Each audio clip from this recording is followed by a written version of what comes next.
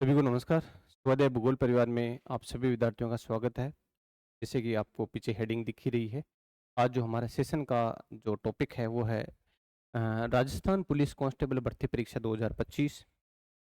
विद्यार्थी कह रहे थे सर हमारे को भी थोड़ा सा गाइड करो, किस हिसाब से हमारे को एग्जाम हॉल में चीज़ों को मैनेज करना है ताकि हमारा एक अच्छा रिटर्न का पेपर हो, तो हमारा अंतिम चयन भी हो।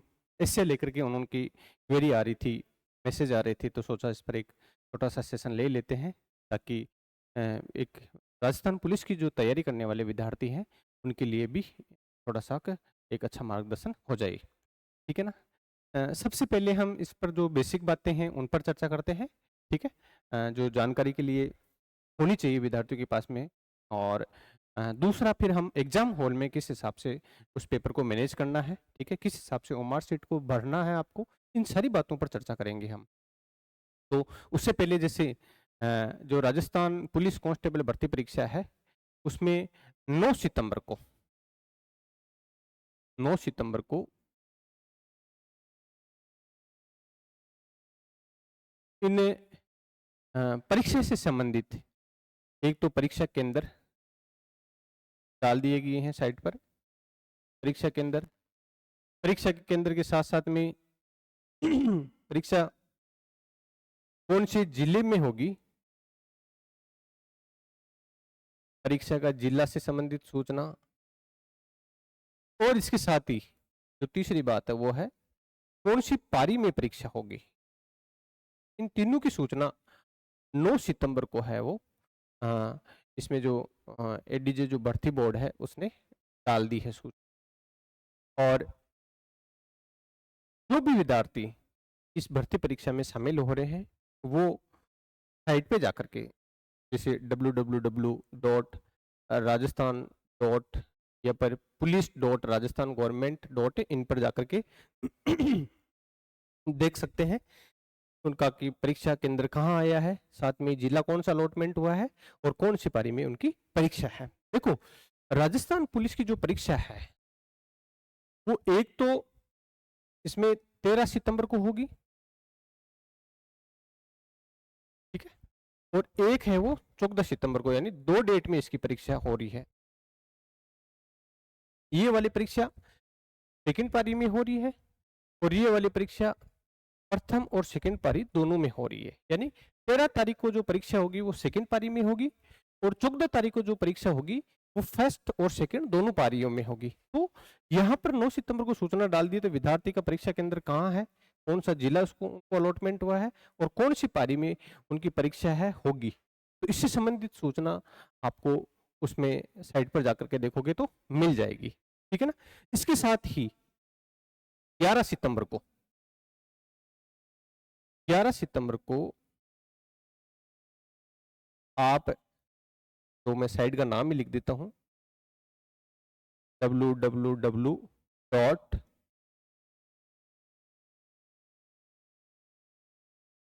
पुलिस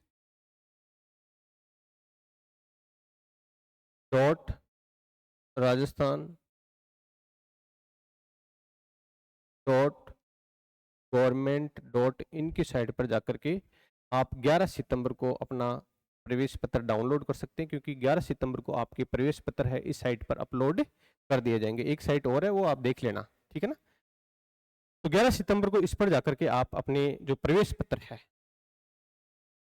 इस तारीख को आपके प्रवेश पत्र इस साइट पर अपलोड कर दिए जाएंगे।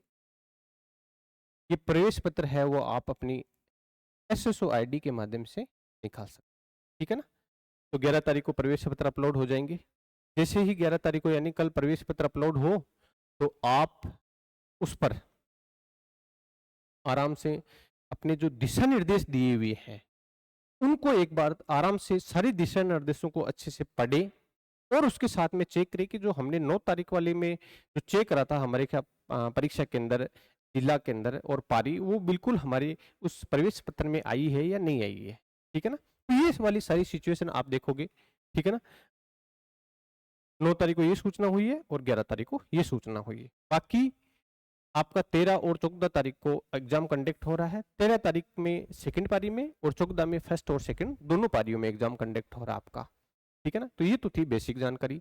प्रवेश पत्र मैंने कहा डाउनलोड करके उसका प्रिंट ले लिया, उसमें जो भी दिशा निर्देश रहे उसमें अच्छे से पढ़ ले कि क्या क्या हमारे को दिशा निर्देश चाहिए। जैसे प्रवेश पत्र के साथ साथ में एक ओरिजिनल फोटो, फोटो के साथ में आपकी एक मूल आईडी जो भी उसमें लिखी हुई रही उनमें से कोई एक आईडी लेना, लेकिन वो भी थोड़ा सा अच्छा प्रिंट किया हुआ आईडी का होना चाहिए, ओरिजिनल आईडी होनी चाहिए उसमें, नहीं फोटोकॉपी चल जाएगी, ठीक है ना। और भी छोटी छोटी कौन सा ड्रेस कोड रहेगा वो बेसिक बातें उस पर प्रवेश पत्र पर जो दिशा निर्देश है उन पर लिखी हुई रहेगी, ठीक है ना। अब आपको करना क्या है, जैसे जिनका 13 और 14 तारीख को एग्जाम है उन विद्यार्थियों को जिनको जो जिला अलॉटमेंट हुआ है, तो एग्जाम से एक दिन पहले वो उस जिले के जो परीक्षा केंद्र है उसके आसपास जो एरिया है वहां पर पहुंच जाएंगे।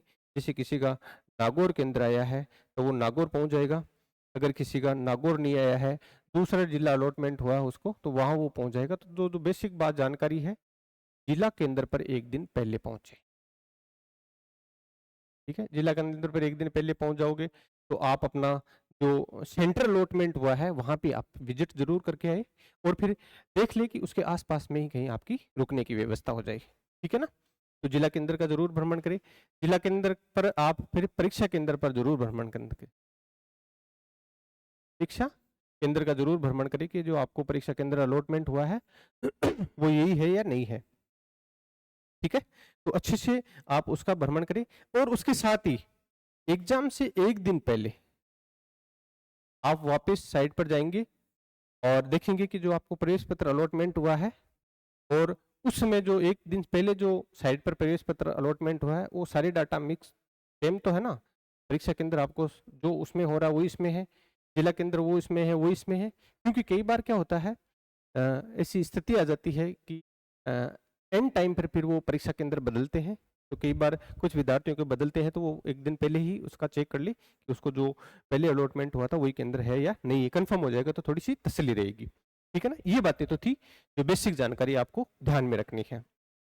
इसके अलावा अब आपको परीक्षा के पूर्व क्या ध्यान रखना है, एक दिन पहले परीक्षा केंद्र पर पहुंच जाओगे। इसके अलावा आपको जो एग्जाम के दिन या जिस तारीख को, जैसे 13 तारीख को एग्जाम हो रहा है तो 12 तारीख को थोड़ा सा रिलैक्स करो आप, और जहां कहीं भी आप अपने परीक्षा केंद्र पर जा रहे हो, जिला केंद्र पर जा रहे हो, अपने पास ज्यादा पढ़ने की सामग्री लेकर के मत जाओ। कई बार देखा है कि विद्यार्थी एक भर भर के पुस्तकें ले जाते हैं कि इसका रिवीजन करना है, इसका रिवीजन करना है, ऐसा आपको नहीं करना है। सीमित मात्रा में जो शॉर्ट नोट्स है या जो करंट की जानकारी है जो हमारे को थोड़ा सा रिवीजन करना है कुछ फैक्ट्स का, तो वो नोट्स, शॉर्ट नोट्स आप जरूर साथ में ले जा सकते हो। बाकी ज़्यादा, क्योंकि इतनी लंबी तैयारी करी है आपने, कईयों ने 12 महीने, 2 साल से, 6 महीने से तैयारी करी है, अब ज़्यादा लास्ट टाइम में लोड नहीं लेना है कि क्या हमने पढ़ा क्या नहीं पढ़ा है, ठीक है ना। तो एक तो इसका थोड़ा शॉर्ट नोट्स साथ में ले जाना आप, बाकी की जो पुस्तकें हैं वो साथ में मत लेके, ठीक है। उसके साथ ही एग्जाम से पहली रात आपको अच्छी नींद लेनी है। जैसे मैं कह दूं तो कम से कम 7-8 घंटे की नींद आपको जरूरी है, क्योंकि अगर आप नींद लेने में कामयाब हो गए, क्योंकि आती नहीं रहती है, जब हमने भी परीक्षाएं दी तो कई बार नहीं आती थी, कई बार आ जाती थी, ज्यादा चिंता कर लेते तो नहीं आती थी, थोड़ी सी कम चिंता होती तो आ जाती थी। तो आपको चिंता नहीं करनी है, आपने अच्छी पढ़ाई करी है, खुद पे विश्वास करो, ठीक है ना। थोड़ा संतुष्ट हो तैयारी से, ताकि अच्छी नींद आए। अच्छी नींद आए तो उसका सीधा सीधा जो प्रभाव है वो आपके परीक्षा पेपर पर पड़ेगा। अगर आपको अच्छे से नींद आ गई है तो जो चीजें पढ़ी हुई थी पुरानी चीजें भी अच्छे से रिकॉल हो जाएगी। अगर आपने अच्छे से नींद नहीं ली है तो फिर तनाव की स्थिति रहेगी, सर दर्द, हेडेक की समस्या रहेगी, कई समस्याओं का हमारे को उस परीक्षा हॉल में सामना करना पड़ेगा।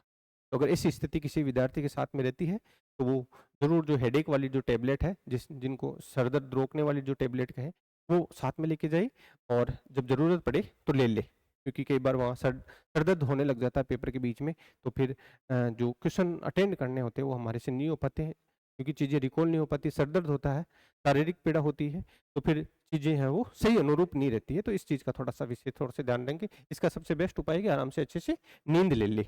एक, परीक्षा में कितनी प्रश्न करने हैं, परीक्षा में कितने प्रश्न करने हैं ये आप घर से नहीं सोच के जाओगे, क्योंकि कई विद्यार्थी मानस बना करके जाते हैं हमारे को इतने पर्सन इस परीक्षा में अटेंड करने हैं। कई बार क्या होता है कि पेपर बहुत ईजी हो जाता है, जितने हम सोच के गए हो सकता है उससे ज़्यादा करने पड़ जाए। कई बार होता है कि पेपर बहुत टफ आ जाता है, तो फिर हमारे को कुछ क्वेश्चन छोड़ने पड़ जाए, तो फिर जो हमने सोच करके जाते हैं उस फिगर पर हम नहीं पहुंच पाते हैं क्वेश्चनों के। तो ये पहले से तय करके नहीं जाना है कि कितने क्वेश्चन करने। ये हमारे को उस एग्जाम हॉल में ही सारी चीजें बैलेंस करनी है कि पेपर का स्तर क्या है और मेरे को कितने क्वेश्चन इसमें अटेंड करने हैं। ठीक है ना, तो ये वाली सारी चीजें, क्योंकि विद्यार्थी इतने करके जाते हैं, इतनी लंबी तैयारी करिए, इतने परसेंट तो करेंगे करेंगे, थोड़ी सी इसमें चलो नेगेटिव तो कम है लेकिन नेगेटिव फिर भी है। जैसे मैं आपको बता दूं, जो आपका वैसे तो आपको सारी जानकारी है, ये जो तैयारी करने वाले विद्यार्थी हैं, लेकिन फिर भी थोड़ा सा मोटा मोटा मैं बता देता हूँ आपको कि किस हिसाब का आपका जो पेपर पैटर्न है वो रहेगा। इसमें प्रश्न पत्र में आपके 150% रहेंगे। ठीक है, और जो समय दिया जाएगा आपको सोल्व करने का, वो समय मिलेगा आपको 2 घंटे यानी 120 मिनट। ठीक है, और आपकी जो नेगेटिव मार्किंग है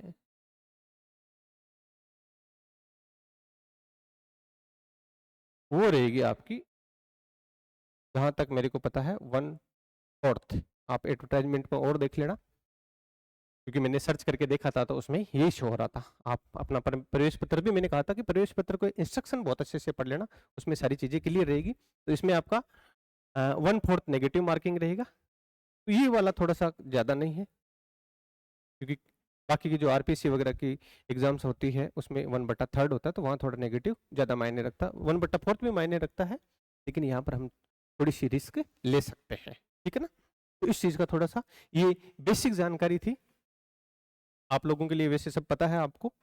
ठीक है ना, इसमें अब पेपर हॉल में किस हिसाब से पेपर सोल्व करना है वो थोड़ा सा मैं बता देता हूँ आपको, जिसको हम कहे तो एग्जाम हॉल। इसके बारे में विद्यार्थी थोड़े से ज्यादा पूछ रहे थे कि एग्जाम हॉल में हमारे को किस हिसाब से करना है। तो सबसे पहले आपको जो ओमार सीट दी जाती है, और ओमार सीट में जो सामान्य जानकारियां होती है, उसको बहुत अच्छे से, आराम से, शांत चित्त मन रखते हुए उस ओमार सीट को फिल करें।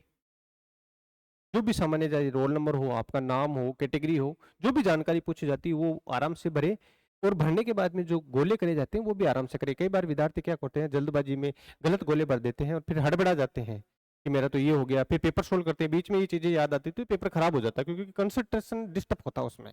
तो विशेष तौर से ध्यान रखोगे, सबसे पहले एग्जाम हॉल में जो आपकी ओमार सीट आपको दी जाती है उसको बहुत अच्छे से भरोगे आप, गलती नहीं करनी है। अगर ये काम करने में आप सक्सेस हो गए तो यूं मान लो कि आपने ओमार सीट का आधा जो युद्ध है वो जीत लिया भरने का।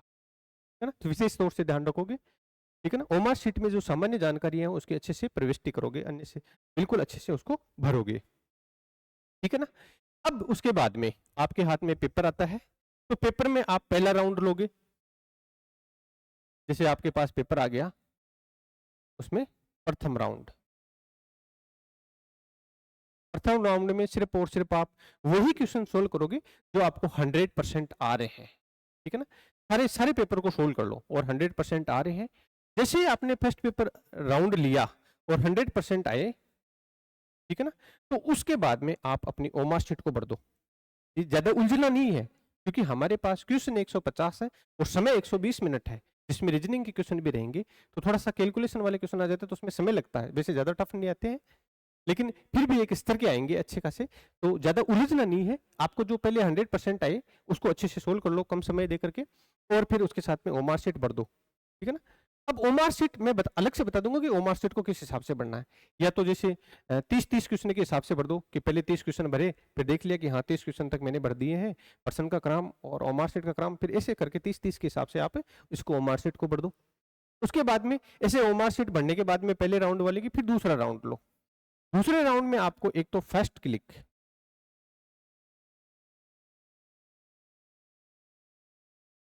वाले क्वेश्चन अटेंड करने हैं, और उसके साथ में ही आपको 50%, 50% का मतलब हो गया 2 विकल्प आपने कट कर दिए हैं, और उसके बाद में 2 विकल्प बचे, तो वहां आप आराम से रह सकते हो, क्योंकि आपकी जो नेगेटिव मार्किंग है वो यहाँ ज्यादा नहीं है, जहाँ मैंने पढ़ा था, आप और एक बार देख लेना कंफर्म क्या रहेगा। नेगेटिव मार्किंग मेरे को 1/4 देखने को मिला। तो इतने में तो हम आराम से 50% में भी रिस्क ले सकते हैं और साथ-साथ में 5-7 क्वेश्चन ऐसे भी ले सकते हैं जो लगे कि हाँ, ये एक ऑप्शन तो इसमें मेरे को आ रहा है, बाकी 3 ऑप्शन नहीं आ रही। उसमें कुछ क्वेश्चनों में आप ले सकते हो जहाँ आप आस-पास में पहुँचो, तो ऐसे क्वेश्चन भी आप है उसमें जैसे 5 से 10 क्वेश्चन है वो ऐड कर सकते हो। जो बिल्कुल नहीं आए, वहाँ भी कई विद्यार्थी अगर अपनी रिस्क मैं तो नहीं बताऊँगा क्योंकि तुक्का कभी ज़्यादा सही नहीं होता है। कुछ एलिवेशन लगा करके आप ज़रूर आंसर निकाल सकते हो, लेकिन सीधा तुक्का लगाते हो, वहाँ थोड़ी संभावना सही होने की कम हो जाती है। लेकिन नेगेटिव मार्किंग अगर हमारी इतनी है, तो जिसको लगे कि नहीं मेरे को तो रिस्क लेनी है, थोड़ी तैयारी कम हुई है, तो वो विद्यार्थी रिस्क ले सकता है तुक्के लगा करके। लेकिन मैं ऐसी राय नहीं देता क्योंकि कॉम्पिटिशन है, 1/4 माइनस मार्किंग की बहुत मायने देती है क्योंकि मेरिटें आजकल आपको पता है पॉइंटों पर लड़ाई होने लग गई। तो कहीं एक क्वेश्चन अगर नेगेटिव जाता है 1/4 माइनस मार्किंग रहती है तो उससे काफी नुकसान हो जाता है फिर विद्यार्थी को। पॉइंटों से जो बाहर वाले विद्यार्थी है वो उस चीज को अच्छे से समझते हैं। तो मैं ऐसे राय नहीं देता कि तुक्के लगाओ, लेकिन एलिवेशन लगा करके अगर एक ऑप्शन अगर आपको इसमें आ रहा है बाकी 3 नहीं आ रहा है तो थोड़ी बहुत आप रिस्क ले सकते हो 5 से 10 क्वेश्चन तक, वो भी ज्यादा नहीं लेनी है इसमें, ठीक है ना।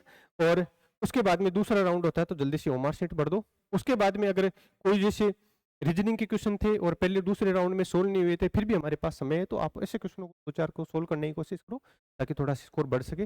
वैसे इतना समय आपके पास थोड़ा सा इसमें मेरे को लग रहा है अगर सही ढंग से मैनेज करोगे तभी कर पाओगे। 150 तो आपके क्वेश्चन रहेंगे और इसमें 120 मिनट यानी 2 घंटे रहेंगे, तो आप थोड़ा सा अच्छे से मैनेज करना, ज़्यादा घबराना नहीं है आपको एग्जाम हॉल में।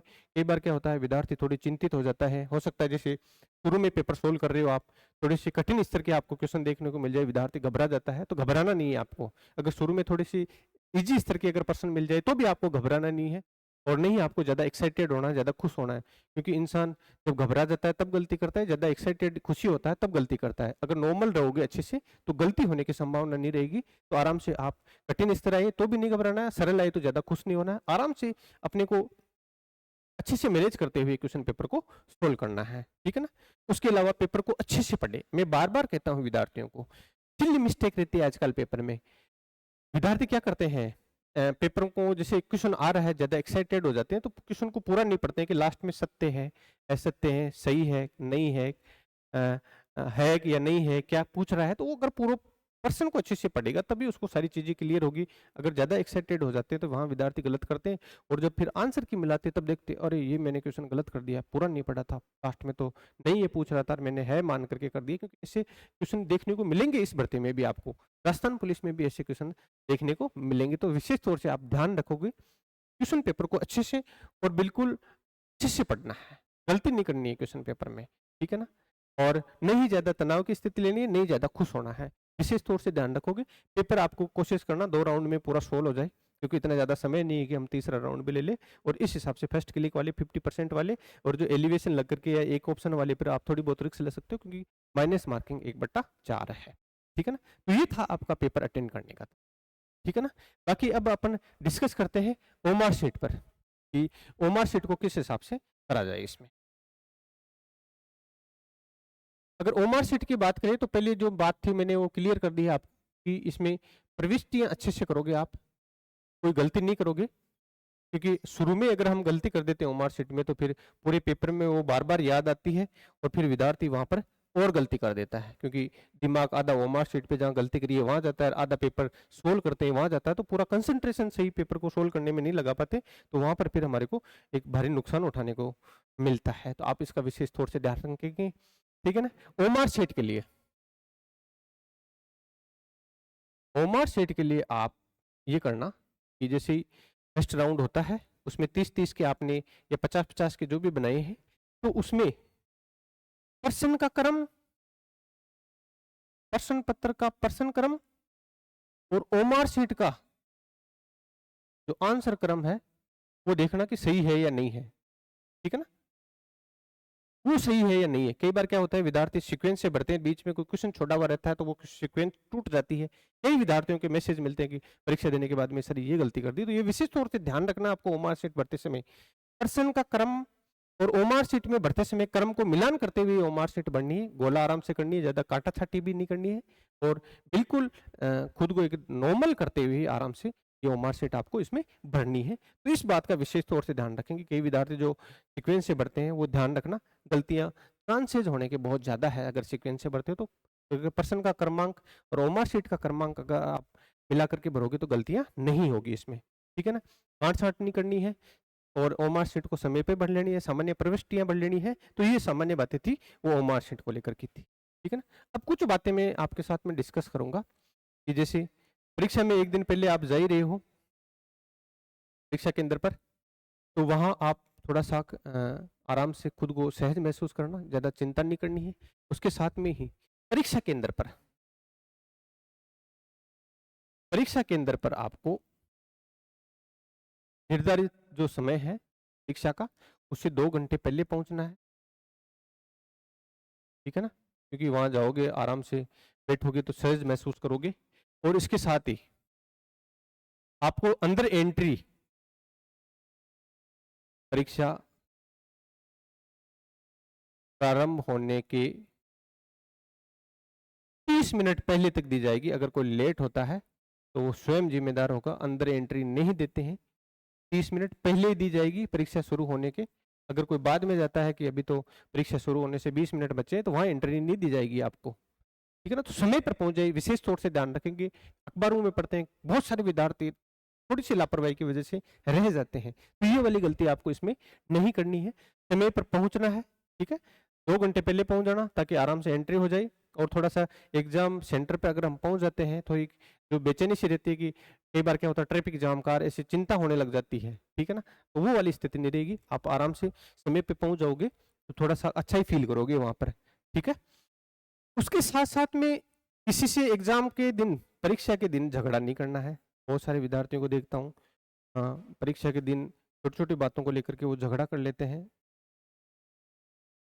चाहे वो पड़ोसी हो, चाहे वो अगर बस में बैठ के जा रहे हो, चाहे परिवार के सदस्य हो, किसी से हो तो झगड़ा नहीं करना है। कि झगड़ा कर लेते हैं तो दिमाग खराब हो जाता है और दिमाग खराब होने पर वही चीज़ें फिर बार-बार याद आती है परीक्षा हॉल में। तो बिल्कुल आराम से अच्छे से बातचीत करोगे, किसी से झगड़ा नहीं करोगे और समय पर परीक्षा केंद्र पर पहुँच जाओगे, ठीक है ना? इसके अलावा और जो एक आधी बात का ध्यान रखना है आपको कि बिल्कुल सहज होकर के आराम से, ज़्यादा चिंता नहीं लेनी है। अच्छी जो तैयारी करते हैं विद्यार्थी, उनको थोड़े से खुद पर आत्मविश्वास रखना है। पेपर में अगर जिसने आत्मविश्वास रख लिया खुद पर, चाहे पेपर कैसा ही आए, तो वो आराम से उस पेपर को सोल्व करेगा। क्योंकि विद्यार्थियों मैंने देखा है, 2-2 साल अच्छे से तैयारी करने वाले विद्यार्थी भी एग्ज़ाम हॉल में अच्छे से टाइम मैनेजमेंट नहीं करने के कारण कुछ क्वेश्चन बाहर हो जाते हैं परीक्षा में। तो एग्ज़ाम हॉल में आपको विशेष तौर से इस बात का ध्यान रखना है, खुद को अच्छे से मैनेज करना है, ठीक है ना? क्योंकि एग्ज़ाम हॉल में अगर आपने इस 2 घंटे को अच्छे से मैनेज कर लिया, तो आप यूँ मानो कि आपकी युद्ध में ज़रूर जीत होगी इस प्रतियोगिता के युद्ध में।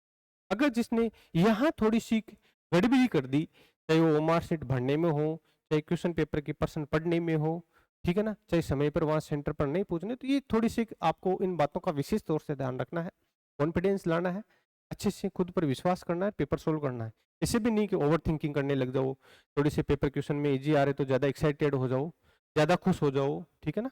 एक बात का विशेष तौर से और ध्यान रखना है, पेपर मैनेजमेंट अच्छे से करना है। कई बार क्या होता है विद्यार्थी रीजनिंग के क्वेश्चनों में फँस जाता है। एक ही क्वेश्चन को अगर 1-2 ट्रिक में अगर हो रहा है तो ठीक है, नहीं तो उसको छोड़ो। क्योंकि उसके चक्कर में फिर समय इस आपका ही है हमारे पास। अगर उसमें उलझ गए तो फिर बाकी के क्वेश्चनों को आप समय नहीं दे पाओगे। तो इस समय का प्रबंधन अच्छे से, मैनेजमेंट अच्छे से करके जो विद्यार्थी इस पेपर को सोल्व कर लेगा, यूँ मानो आराम से उसका पेपर अच्छा होगा, उसके अच्छे अंक इस परीक्षा में अर्जित करेगा वो। ठीक है ना? और एक बात इसमें आत्मविश्वास के साथ-साथ में जो मैं छोटी-छोटी कमियाँ बता रहा हूँ, उन पे भी विद्यार्थी थोड़ा-सा गौर करेगा और अच्छे से पेपर को सोल्व करेगा। बाकी जो मोटी-मोटी बातें थी, वो मैंने आप सभी लोगों को बता दी है। अगर लगे किसी विद्यार्थी को कि और भी कुछ बातें हैं, वो रह गई है, तो आराम से हमारे जो चैट बॉक्स है, उसमें वो बातें हैं, शेयर कर सकता है। ठीक है ना? इसमें और कोई ज़्यादा जो बातें थी, वो नहीं है। आपको थोड़ा-सा ये है कि डरना नहीं है, तनाव नहीं लेना है और आराम से अपनी परीक्षा पेपर है, वो सोल्व करना है। ठीक है ना? तो आप सभी विद्यार्थियों को जो राजस्थान पुलिस भर्ती परीक्षा में सम्मिलित हो रहे हैं, सभी विद्यार्थियों को शुभकामनाएँ। इसके साथ में हाँ, एक बात और मैं बताना भूल गया, इसमें जो पद है, एक राजस्थान बैंड के नाम से या कांस्टेबल बैंड के नाम से है शायद वो। कांस्टेबल बैंड के नाम से भी इसमें कोई भर्ती आई होगी आपकी, तो उन विद्यार्थियों के प्रवेश पत्र है वो जारी नहीं किए गए हैं कांस्टेबल बैंड के नाम से, क्योंकि उन विद्यार्थियों की लिखित परीक्षा नहीं होगी, और लिखित परीक्षा नहीं होगी तो उन्होंने लिखित परीक्षा के प्रवेश पत्र भी अपलोड नहीं करे हैं। और भी आप इसके से संबंधित जो हेल्पलाइन नंबर है वहाँ पर किसी विद्यार्थी ने अप्लाई किया है इसमें, तो वो और जानकारी ले सकता है। जहाँ तक मेरे को जानकारी है इसमें उसने प्रवेश पत्र अपलोड नहीं किए, मैंने न्यूज़पेपर में ये चीज़ें पढ़ी थी। आप और कंफर्म कर लेना, हेल्पलाइन नंबर दिए हुए हैं वहाँ जा करके, ठीक है ना? तो आराम से, बिना झगड़ा किए हुए, एकदम शांत चित्तपन से, खुद पर आत्मविश्वास रखते हुए, अच्छे से टाइम मैनेजमेंट करते हुए इस पेपर को सोल्व करें। आराम से इसमें आपको 100% सफलता मिलेगी। इसी शुभकामनाओं के साथ में स्वाध्याय भूगोल परिवार आपके सफल होने की कामना करता है, ईश्वर से प्रार्थना करता है। जिस विद्यार्थी ने अच्छी मेहनत करी है उसको इस परीक्षा में सफलता मिले, और जो विद्यार्थी हमारी स्वाध्याय भूगोल की टीम से जुड़ना चाहते हैं, तो एक तो इस वीडियो के डिस्क्रिप्शन में एक टेलीग्राम लिंक भेजूंगा, वहां पर आप हमारी टीम से जुड़ सकते हैं। हमारी तीन की एक टीम है, तीनों ही असिस्टेंट प्रोफेसर है। अच्छे ज्योग्राफी की जो हमने टेस्ट सीरीज है असिस्टेंट प्रोफेसर की है, चाहे वो स्कूल लेक्चरर की है, चला रखी है, तो आराम से वो वहाँ जुड़ सकता है, ठीक है ना? तो आप विद्यार्थियों को पुनः शुभकामनाएं, ईश्वर से मंगल कामनाएं करते हैं कि आपका पेपर अच्छा हो, ठीक है? बेस्ट ऑफ लक, धन्यवाद।